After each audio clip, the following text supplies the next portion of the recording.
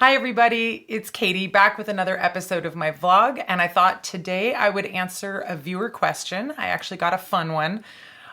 Someone asked, what's my secret? How do I keep going? How do I do all of this? And I liked that question a lot. One of the things about me that you've probably noticed if you've been watching my vlog is I am a very organized person.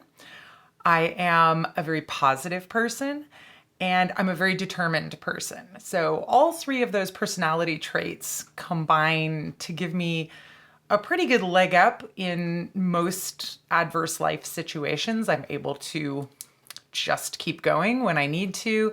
I'm able to look on the bright side of things when I need to.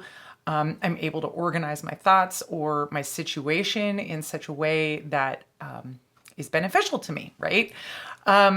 But besides those inherent personality traits that help me out a lot, I have a 3-point program for success in life, which I was inspired by the words of the great Hulk Hogan, who, if you are a kid who grew up in the 80s, or rather, if you were a kid who grew up in the 80s and are an adult now, you will remember that Hulk Hogan's great advice for success is you got to train, pray, and eat your vitamins. So I take kind of a, of course, looser interpretation of those 3 instructions that he gives, but I think they are words to live by. So training. Obviously, when Hulk Hogan says training, he's talking about training, right? In the gym, working out, lifting weights, practicing wrestling moves, whatever he needs to do to be the Hulkster and go, perform in the ring and do his thing.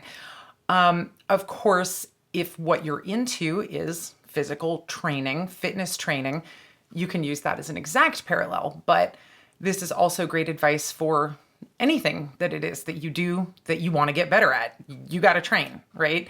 Whether it's art or cooking or acting or putting on a magic show or programming computers or playing a musical instrument, right? How do you get to Carnegie Hall? Practice, practice, practice. So you have to have a practice, and whatever it is you want to get better at or what you want to be doing, you need to keep practicing it. So there's my practice behind me. I like sewing. It's my number one art form, and I make sure to practice my practice every day if I can.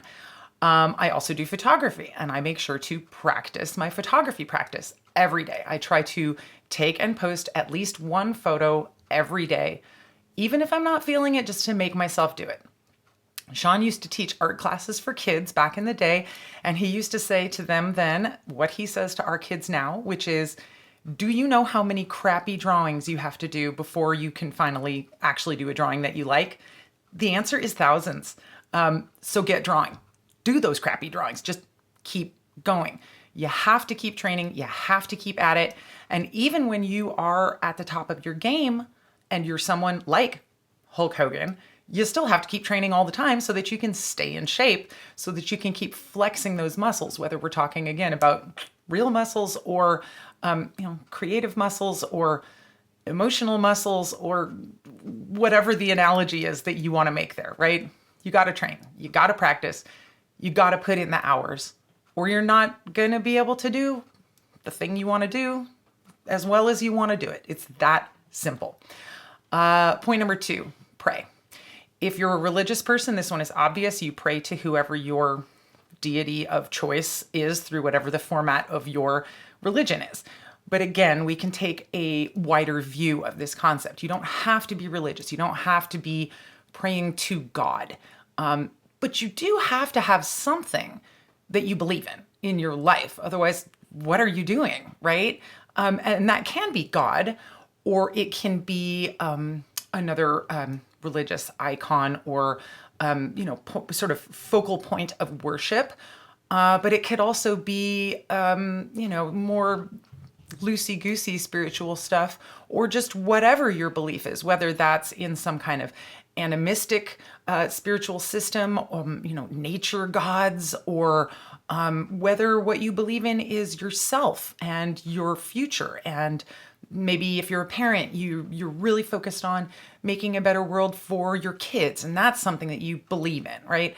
AA has that whole you have to have a belief in a higher power thing, but again, it doesn't have to be God, capital G. I'm scared of religion or damaged by my past about it. Again, it's more to me about mental focus and being able to maintain your mental focus, whether you're having a positive situation or a negative situation, right? In sickness and in health. So whatever your spiritual or mental or emotional focus is, that's kind of what you can think about in terms of the idea of what praying can mean in a more broad sense. And the third point, of course, is the Hulkster says, eat your vitamins. I do take multivitamins. I take a combination multivitamin and kind of nutritional supplement called Thrive, which I love and I feel like does me a lot of good, gives me a lot of energy. If you guys are interested, drop me a note about it and I'll tell you all about it. I would love to talk to other people about it. But that's, again, kind of an aside because it's not specifically about eating vitamins per se, but more globally, more broadly, what are you putting in your body, right? What are you eating? What are you taking in? Are you harming yourself? Are you helping yourself with what it is that you're eating? And of course, I mean food, I mean nutritional supplements, and I also mean recreational drugs, if that's what you're doing. It's kind of cheesy to say the body is a temple or whatever, but you've only got one of them. You don't get to trade it in yet. I mean, maybe in our cyber future. But right now, you have to deal with the one that you've got, and so you should treat it well. One of the early decisions I made, basically, as soon as Sean had a stroke and wound up in the hospital, I basically lost my appetite. And I realized right away that I could either slip into not eating enough or eating just really crappy convenience foods that are not going to make me feel good. And I decided right then I was going to adopt an ultra healthy eating mentality as my response to him being in the hospital because I didn't want to make myself feel any crappier than I already did. And so I came up with this kind of funny vegetarian meal that I could get in the hospital cafeterias really easily, which was some form of a green salad and then with a little cup of hummus with pita chips. They were available in all the hospitals in Portland. So I just adopted that as my standard lunch that I would eat when I would go visit Sean in the hospital. And I kept it. I've actually been eating that as my lunch every single day for a year and a half now. It's a great lunch. Do we eat pizza and hamburgers and chicken nuggets for some of our dinners? Yes. But we also make a point of trying to have healthy, balanced, home-cooked meals that are not, too much meat, too much fat, too much sugar, anything like that. We try to stay away from convenience foods. Again, do we have frozen pizzas some nights? Hell yeah. But, maybe once every 2 weeks. I think it's really easy for people, especially in this pandemic, to fall into that kind of like frozen pizza, chicken nuggets, microwave, whatever universe. It's so, so important to eat healthfully because it helps you feel better, not just in your body, but of course in your mind. I don't really care about what I weigh. I care about what I feel like. And that's what I'm eating for. So I know, for instance, I have a hell of a sweet tooth, but if I allow myself to eat as much sugar as I would just like to eat, I will feel like shit. So I don't allow myself to eat that much sugar. I allow myself a little bit of candy, of course, because if you just try to cut it out completely, you're only going to want it more. But I try to stick to, a vegetable heavy diet with some meats and grains and a little bit of sugar as a treat. Wheezy likes to say, do you have a rainbow on your plate? She told James that, which I thought was great. And so we've been using that, at least 3 colors on your plate when you're putting together a meal. And I know a lot of folks out there don't have a lot of experience with cooking because maybe you weren't raised to learn how to cook for yourself. And so now in the coronavirus times, here we are in a lockdown situation where you can get takeout from places, but maybe not all the places you'd like to, and it might feel kind of unsafe.